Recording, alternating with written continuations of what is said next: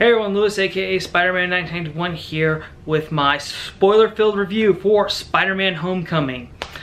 So I'm going to talk about this movie. I am going to do some spoilers. If you want to know what I thought about it without getting spoiled, check out my spoiler-free review. I'll put a link in the description for it.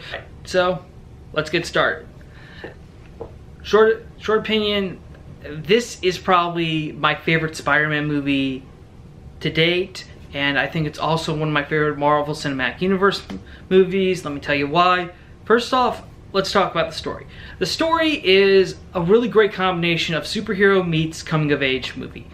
I liked how the movie kind of focused on Peter's desires to immediately join the Avengers. Basically, when the movie takes place 2 months after Civil War, and before you actually get to that part, it sort of opens up with Peter like making a little vlog about his trip to the airport in Civil War, where he got to team up with Iron Man, fight Captain America and everything. And it's funny the way they present it, sort of like something he made on his phone. And then when he gets back home, Tony tells him, like, don't worry, we'll call you with the next mission, stay in school. And then after that, it's been 2 months. Peter has not heard anything from him, and he's really itching to get out of high school and just be a full-time Avenger. And I love the way that they kind of portray this. Basically, Peter is willing to be Spider-Man more than Peter Parker. At the start of the movie, you find out that Peter's like dropping out of all of his extracurricular activities. He quit marching band, robotics club, and he's actually talking to one of the teachers about quitting the academic decathlon right when they're about to go to nationals. And I liked how this was good, and I liked how Peter wanting to immediately be more Spider-Man than Peter Parker is a nice change of pace from previous Spider-Man films, which have often seen Peter wanting to be a civilian more than being Spider-Man, even though he knows but he can't because, you know, power and responsibility. So to help really sell the idea that Peter wants to be Spider-Man more is how this movie isn't an origin story. Instead of retreading how Uncle Ben died and Peter got the spider bite, instead of the story being Peter learning to be Spider-Man, he's actually learning how to be a better hero in general. And of course, by the end of the movie, Peter kind of learns that, you know, maybe he's not ready to be in the Avengers just yet, because the way he found out about the Vulture and the way he stopped the Vulture was without Tony's help, not even without the Stark suit, because by the end of the second act of the movie is when we got that boat scene from the trailers, and then Tony takes away the suit and Peter's back to using his old homemade costume again. And that's what he uses in his final fight with the Vulture, and he of course succeeds. And so, you know, Peter kind of learns that, you know, maybe sticking to the ground for a while isn't such a bad thing, and maybe he'll join the Avengers someday, but right now he just wants to maybe focus on being Peter Parker, trying to balance Spider-Man and Peter Parker rather than choosing to be Spidey all the time. Also, this movie's also, since the story is set with Peter Parker in actual high school instead of him just being on the verge of graduating, it definitely felt more like the Ultimate Comics Spider-Man title. And you know, this movie does have a lot of Easter eggs and allusions to Ultimate Spider-Man, just in the same way that the Avengers had a lot of Easter eggs to the Ultimate. Okay, and of course the story was really great because of its lead actor, Tom Holland, as Spider-Man. Okay, I'm just gonna say this right now. Tom Holland is probably the best Spider-Man that I've seen on screen. He's the perfect combination of funny and relatable. Basically, while Tobey Maguire was definitely showed more of the everyman side of Spider-Man, and Andrew Garfield showed more of the funny, playful, quippy Spider-Man, Tom Holland feels like a good combination of both. Of course, to help really sell his performance as a teenager, Tom Holland actually did go to a real-life high school and to help his performance, and I think it really helped, and I'm pretty sure it helped out a lot, because he has a very good relatability as a teenager, which I think a lot of people who currently are teenagers or who've ever been teenagers will definitely find his performance very relatable. Also, he did a good job getting in shape with all the stunts and the motions, because the way when he's in the suit and he's fighting villains and doing all the stunts, it really does looks a lot like Spider-Man just leapt on from the off the pages of Marvel Comics and onto the big screen, which is great. He does show a little bit of Peter Parker's genius too when we see him working on some web fluid formulas while in class. But overall, Tom Holland, he did a fantastic job portraying the MCU's version of Spider-Man. I also think he's also probably the best Spider-Man that I've seen on screen to date, which is spectacular. Of course, a hero is only as good as his villain. Unfortunately, Michael Keaton's portrayal of the Vulture breaks the MCU villain curse. Now, what I mean by the MCU villain curse is that while a lot of the Marvel MCU movies have been really generally well received, a lot of people have complained that there really aren't that good villains, and they're kind of right. A lot of these villains, there are a few good villains, I think, such as Loki, Ultron. A lot of them do feel the same after a while. In fact, I would say that the Vulture does kind of break the mold in this. Basically, instead of being motivated by destruction or conquest, Adrian Toomes' only motivation is surviving. And also, I think there's more relatability with this villain than the others, because in this movie, well, basically the movie, it starts off giving us a flashback to immediately after the Battle of New York, where Toomes is just a blue-collar guy running a salvage company, collecting some parts from the Chitauri wreckage. However, he's immediately put out of work because of Tony Stark founding the Department of Damage Control. All superhero battle cleanup is held by them instead of, all the other various salvage corporations. So Toomes kind of gets, and he is able to save some tech that he has, and that basically leads to him starting his own underground supervillain empire, super black market supervillain weapon enterprise. And it's actually pretty impressive because for the most part, Toomes is able to stay under the radar from the first Avengers movie all the way until now. And the only reason he gets found out is because some of his men were sort of testing the weapons to sell it to Donald Glover's character, who is Aaron Davis. I'll get to that Easter egg in a minute. And Spider-Man sees them from a distance and is able to track them and follows them, but then he gets attacked by Vulture, and that leads to Spider-Man pretty much pursuing them for the movie. It's funny because there's a scene where Keaton's like talking to his right-hand man Phineas Mason about it, and he says, "We've stayed under the radar from the Avengers, S.H.I.E.L.D., but this kid in a spider costume is able to figure us out." Also, Keaton is able to give his character some real range. Okay, so basically, first off, what we know about Vulture for most of the movie is we see him just just building up his own black market weapons empire. He steals parts from Damage Control whenever he can, and it seems like he's only concerned about money. But then when you find out, when Peter goes to pick up Liz for the homecoming dance, who answers the door but Adrian Toomes, and it turns out the Vulture is Liz's dad. And what follows is a scene where basically Keaton is just acting like a regular suburban dad, which is really in contrast to when we've seen him just trying to build weapons, getting angry at people who don't listen, and also trying to kill Spider-Man. But then he's like this regular suburban dad.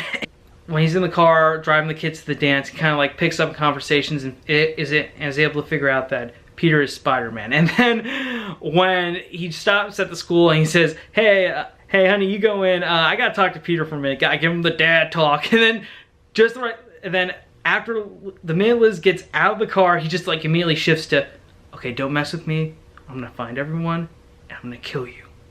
And that's basically, okay, I can't do it as good as, I'm not Michael Keaton's, but if you saw that scene, you understand how great that was. And also Adrian Toomes does have some sort of honor despite being a criminal.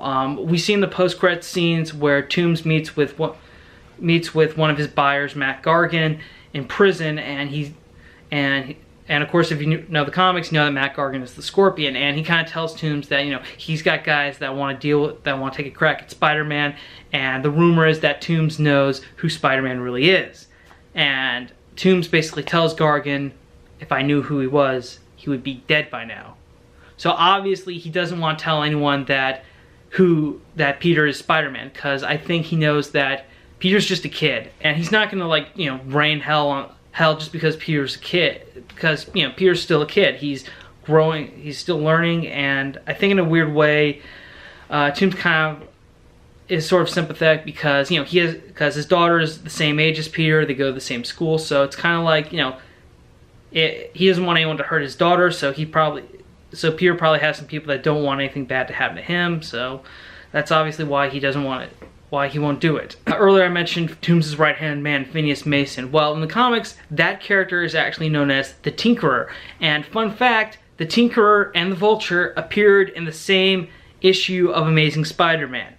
Okay, it was separate stories, but it was the same issue, Amazing Spider-Man issue number 2. I thought that was a nice little Easter egg by including the Tinkerer in this movie. It's a nice little Easter egg and homage to the issue that had the first appearance of both characters, which is really great. All right, other than Spider-Man, the Vulture, there's one more main character I want to talk about, and that is Iron Man. Now, a lot of people were skeptical when it was announced that Tony Stark would be appearing in this movie. It got a little people worried because they thought, great, they're gonna give Robert Downey Jr. in every single scene. This movie might turn to Iron Man 4, but fortunately, it doesn't. Tony does appear in this movie, but I would say that we have the right amount of Tony Stark. He only appears whenever we need him. So basically he only appears in like scenes where Tony would be required. Like whenever, okay, we wrote, like at the beginning of the movie where he's dropping Peter off in Queens after the airport fight. Then when he needs to scold Peter for like going after the Vulture, when he really wants Peter to stick close to the ground, only deal with like, you know, muggings and basic burglary rather than supervillains. And then of course where he has to berate Peter when Peter gets too ahead of himself, and of course the ferry ship, Staten Island Ferry, is nearly destroyed. Also, I think Robert Downey Jr. did a fantastic job. As usual, he is awesome as Tony Stark, and I think Tony looking out for Peter shows how much he's grown as a character since the first Iron Man movie. You know, Tony doesn't leave Peter like on his own complete, even though in the start of the movie it seems like Tony has pretty much isn't paying attention to Peter at all. He is really keeping an eye on him. He does, for example, after Spidey's first scrap with the Vulture, and he ends up saving Spidey when he when he almost drowns in a lake. He kind of tells him that, you know, he's been keeping an eye on him, but he wants Peter to like to avoid the Vulture until he can figure something out. Of course, after the ferry scene where he has to berate Peter, he basically tells him that, you know, if people died, that was on you, and if you had died, that would be on him, and he doesn't want that, and for either of them, for Peter to die. And you know, him taking away the suit is definitely a bit good. Kind of does give Peter a good character moment, because Tony believes that, because the plot of Iron Man 3 was sort of Tony learning who he is without the armor, like whether it's him that makes that, whether it's really him that's Iron Man, or if it's just a suit, or if Iron Man's just a suit. In this case, it's the same thing with Peter, because Peter says like, I'm nothing without the suit, but then Tony tells him, if you're nothing without the suit, then you shouldn't have it. So really, Tony Stark's role in this movie is as a mentor. Robert Downey Jr. does a good job with it. So for those worried that Tony was gonna steal the spotlight or anything, he doesn't. He's just there to lend a helping hand, and he does it perfectly. Also, Tony's main armor for this movie looks very much like his the armor used by his Ultimate counterpart. So another fun Easter egg for the Ultimate Universe. Okay, I've talked about the 3 big named characters. Now let's get into the supporting cast. Jacob Batalon, who plays Ned, Peter Parker's best friend. He's very funny and enjoyable. Yes, obviously the character, when the first trailer was released and we saw Ned, everyone pretty much knew that he was an homage to Genki the best friend of Miles Morales, the second Spider-Man from the Ultimate Universe. But I think the real reason they decided to create sort of a Genki Ned hybrid character for Peter is because the truth is, and this is actually pretty funny, but Peter did not have that many friends in high school. He didn't. I'm sorry, but that is true. Go back and look at Stan Lee's original run when Peter was in high school, and also look at the Ultimate Spider-Man high school run. He does not have any friends at Midtown High. I mean, in the Ultimate Universe, yes, there's Mary Jane, but you know, but anyways, he never really had a best friend character, and I think that's what Ned fulfills in this movie, and it's great. He's great. He's a really cool, fun best friend, and he and Babylon and Holland have really great chemistry together. That when you see these two interact, you can tell, like, you know, that they're really good friends. Like, they have been friends for a long time. They know each other pretty well. So, you know, Ned is sort of concerned about Peter too. You know, that's why he's concerned about Peter too. That's why he usually That's why when he finds out he's Spider-Man, he's like, dude, can I be your guy in the chair? It's like, what? Yeah, guy in the chair. You know, the guy that sits behind the computer, tells the hero, like, you know, where to go and stuff. I think that's also a funny thing, because you do see that a lot in superhero movies and TV shows now, is that there's always someone there to help, like, guide the hero, like, give him map directions and stuff. Say, like, okay, you need to go this way, and the tracker's telling them that the guy's this way. So yeah, I really did. So I think that if anyone who's read the Ultimate Spider-Man comics and they love the character Genki, well, they're gonna love Ned. The character I want to talk about, Flash Thompson, who in this movie is played by Tony Revolori. Yeah, I hope I'm not butchering that name. This is actually a different interpretation of Flash Thompson. Usually in the comics, Flash Thompson is a dumbass jock who basically is the stereotypical bully that makes fun of Peter because he's smart, not athletic. However, because Peter and Ned because in this movie, Midtown High is basically like a science and math magnet school, in this version, Flash isn't a jock. He's actually a rich kid who is pretty smart, but not as smart as Peter.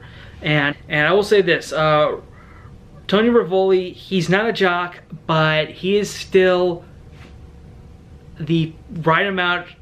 He's still as much of a dick to Peter as his character in the comics. Like, it doesn't matter whether or not Flash Thompson is a jock or not. It's as long as he is a complete dick to Peter Parker, then you got the character nailed down. And I think Rivoli brought us a different interpretation that still is the same character in the same spirit. And one other thing I want to bring up is Marissa Tomei as Aunt May.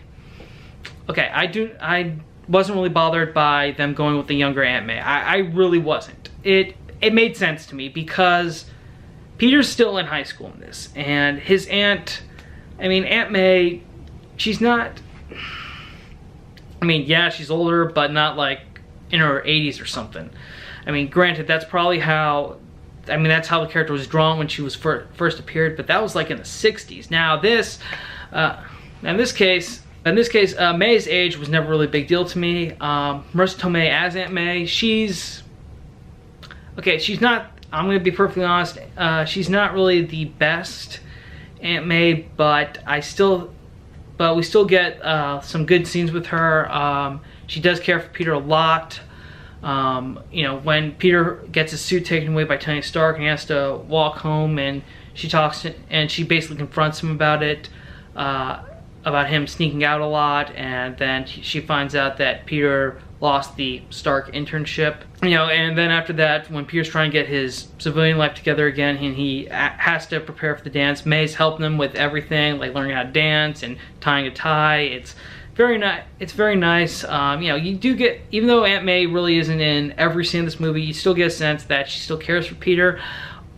And the final scene of the movie, which is when Peter gets his Stark suit back from Tony, and he puts it on again, just like ready for action.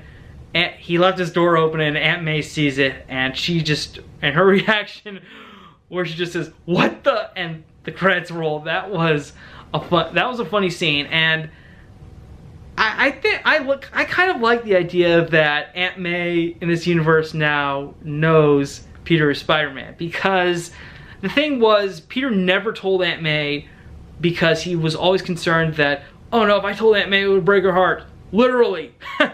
No, seriously, she could have a heart attack and die.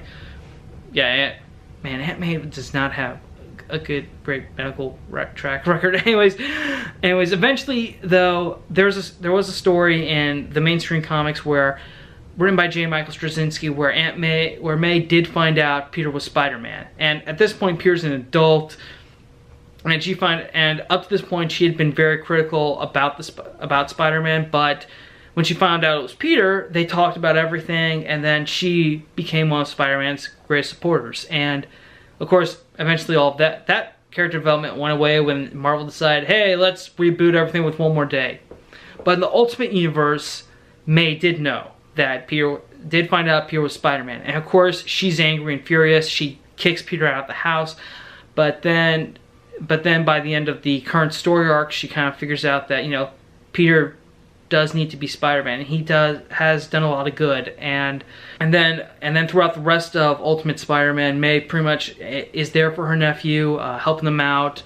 She understands she understands why he has to do this. And in Death of Spider-Man, which was the death of Ultimate Peter Parker, Peter tells Aunt May that he's okay with dying because he saved May, and that's really all he wanted. So maybe in a way, Aunt May knowing in the MCU, May knowing about this does mean a lot more character development for her. It does, again, this helps separate us. Again, this movie so far has been separating itself from previous versions of the Spider-Man movies, and I think Aunt May knowing, and I think at this point May knowing about it is gonna be would be a great development. Seriously, I really hope that when we get to the sequel, May knows that he's Spider-Man. One last thing I want to talk about is what I mentioned earlier, Donald Glover playing Aaron Davis. For those of you who are not familiar, Aaron Davis in the Ultimate Universe is that universe's version of the Prowler, who is a thief. But the main thing about the character is he is the uncle to Miles Morales, the second Ultimate Spider-Man. And in the movie, when Spidey goes to confront Davis about where Vulture could be having where Vulture's next weapons deal could be, Davis mentions that he has a nephew. This could set up Miles Morales for the MCU. I'm not saying that this movie confirms that Miles could be coming, but it definitely leaves the possibility open, and that is something that could work because I think with superhero movie universes, eventually actors are going to want to move on to do other things. Their contracts are going to expire. So I think to help keep the momentum going is relying on legacy characters. And I think if Tom Holland, once his contract is up, he doesn't want to do any more Spider-Man appearances or the rights go back to Sony or whatever, Miles Morales could be a way for Marvel to still have a Spider-Man. Alright, last thing I want to bring up is just a few things I had a couple of problems with. Don't get me wrong, I love this movie a lot, but hey, you can still love something and be a little critical about it.